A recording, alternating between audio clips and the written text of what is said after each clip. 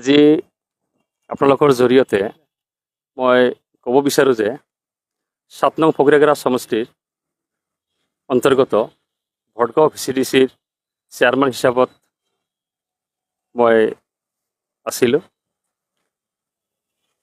ফকৰিয়াগাৰা সমষ্টিত 14খন VCDCৰ ভিতৰত বিজেপি হিচাপত মাইনৰিটি হিচাপত মোকে চেয়াৰমেন দিছিলে।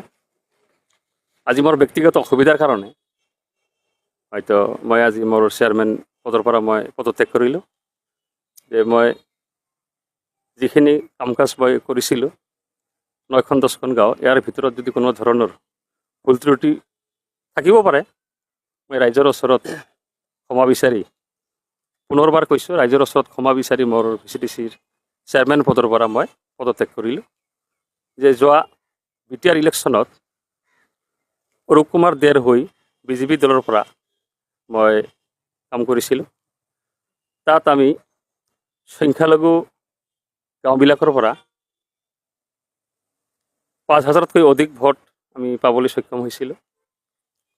কিছুমান তাত আমি প্ৰতিশ্ৰুতি দিছিলোঁ যে সংখ্যালঘু অঞ্চলবিলাকত আমি কিছুমান ডেভেলপ কৰিম, ৰাস্তা ঘাট আদিকে ধৰি বিভিন্ন ধৰণৰ উন্নয়নমূলক কাম কাজ যাতে আমি কৰিব পাৰোঁ। তেনেধৰণৰ উন্নয়নখানি আমি কৰিব পৰা নাই। এতিয়া ধৰক বিভিন্ন গাঁৱৰ পৰা মানুহ আহি হয়তো কিছুমান অভিযোগ আমাক কৰে যে আপোনালোকে প্ৰতিশ্ৰুতি দিছিলে হয়তো কিছুমান উন্নয়ন কৰিব, সেইখিনি উন্নয়ন কৰিবলৈ আমি সক্ষম হোৱা নাই। আমি জাষ্ট এটা VCDCহে, ভটগাঁও VCDC। এতিয়া ধৰক ফকৰিয়াগাৰা অঞ্চলত যিমান 14খন VCDC আছে, তাত উন্নয়ন কৰা আমাৰ এইখিনি ক্ষমতা নাই। VCDC এটা 9খন বা 10খন গাঁও, এইখিনিহে আমি অঞ্চলত সৰু সুৰা কামহে কৰিব পাৰোঁ। তাতো কিছুমান আমি এটা অসুবিধা পাই আছোঁ যে CCLC চেয়াৰমেনৰ ছিগনেচাৰ অবিহনে আমি সৰু সুৰা কামখিনিও কৰিব নোৱাৰা হৈছোঁ।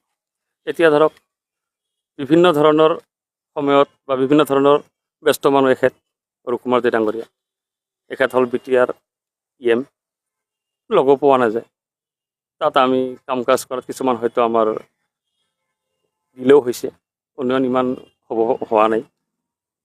গতিকে ৰাইজৰ ওচৰত আমি ক্ষমা বিচাৰি, যাতে ৰাইজৰ ওচৰত ইমান ধৰণৰ প্ৰতিশ্ৰুতি দিয়াৰ পিছতো উন্নয়ন কৰিব নোৱাৰিলোঁ, যাতে এনেধৰণৰ আৰু অভিযোগো নাহে, ৰাইজৰ ওচৰত ক্ষমা বিচাৰি মোৰ VCDC পদৰ পৰা মই পদত্যাগ কৰিলোঁ।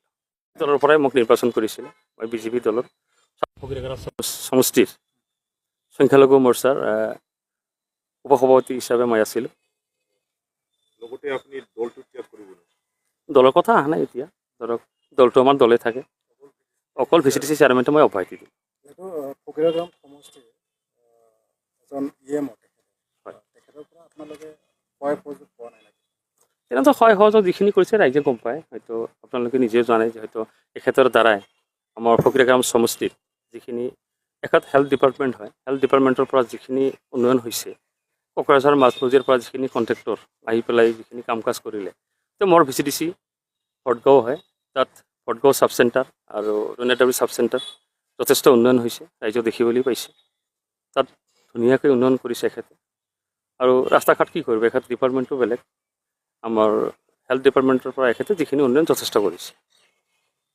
সংখ্যালঘু এলেকাত উন্নয়ন কৰা নাই বুলি এইটো ৰাইজে গম পায়, ৰাইজে বিচাৰিলে গম পাব, হয়তো আপোনালোকৰ জৰিয়তে ৰাইজেও ক'ব যে যিখিনি উন্নয়ন কৰিছে। কি কামত অব্যাহতি ল'লে?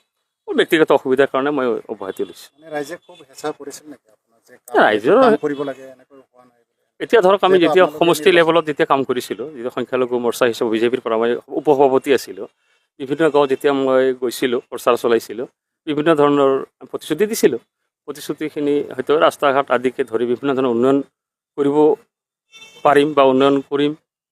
তৃতীয়বাৰৰ বাৰ আমি জিকিব পৰা নাই, চতুৰ্থবাৰৰ বাৰ আমি অৰূপ কুমাৰ দেক বিজেপি দলৰ পৰা জিকাই লৈ আহিলোঁ। অহাৰ পিছত আমি উন্নয়ন কৰিম বুলি দৃঢ় এটা আশা আছিলে, হয়তো ইমান ধৰণৰ উন্নয়নখিনি আমি কৰিব পৰা নাই। হয়তো বিভিন্ন গাঁৱৰ পৰা মানুহ আহি মোকো কয় আৰু আমাৰ দলখিনিকো কয়। এতিয়া ধৰক এখেত হ'ল ব্যস্ত মানুহ, লগো পোৱা নাযায়, আৰু VCDC হিচাপত আমি কিমান দূৰ কৰিম, এটা 10টা গাঁওহে, এইখিনি আৰু উন্নয়ন কৰা যিখিনি হৈছে। TLCC চেয়াৰমেন নিজে লৈছে, TCC চেয়াৰমেন অৰূপ কুমাৰ দে নিজেই আছে, দায়িত্বত আছে, আৰু অন্য বেলেগক দিয়া নাছিল। নাই, এখেত নিজে ৰাখিছে। প্ৰতিশ্ৰুতি মানে ৰক্ষা কৰিব নোৱাৰাটোৱে মেইন কাৰণ। প্ৰতিশ্ৰুতি এতিয়া ধৰক উন্নয়ন যিখিনি ৰাস্তা ঘাট আমাৰতো যিখিনি হৈছে ইমান হোৱা নাই।